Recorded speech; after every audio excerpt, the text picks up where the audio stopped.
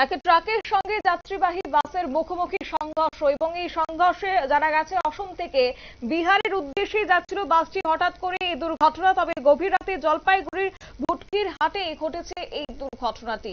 যাব বিস্তারিত, আমাদের সঙ্গে যুক্ত হয়েছে প্রতিনিধি টুপাই হো। টুপাই, এই মুখোমুখি সংঘর্ষের জেরে কেউ হতাহতের খবর কি পাওয়া গেছে?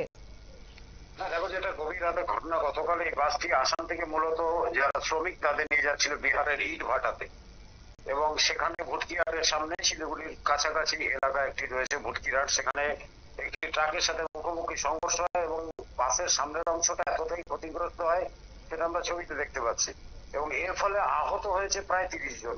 তার মধ্যে কয়েকজনের আহত যে আঘাত সেটা অনেকটাই গুরুতর। সবাইকে উত্তরবঙ্গ মেডিকেল কলেজে এই মুহূর্তে চিকিৎসা করা হচ্ছে, কারণ মৃত্যুর খবর আমাদের কাছে নেই।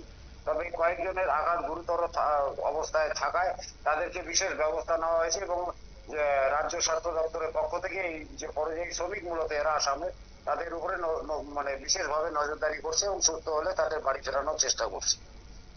একেবারে। তবে এই যে সংঘর্ষের ঘটনা কিংবা দুর্ঘটনা ঘটেছে, তার মূল কারণ কি কিছু জানা গেছে? না দেখো, এখনো এই উত্তরবঙ্গের এই অঞ্চলটা দিয়ে এখনো সেরকম কুয়াশার রেশ পড়েনি, যেটা সাধারণত শীতকাল এসে গেছে। শীতকালে কুয়াশার একটা দাপট থাকে জাতীয় সড়কগুলোর উপরে, কিন্তু গতকাল রাতে সেরকম কোনো কুয়াশার ইয়ে ছিল না।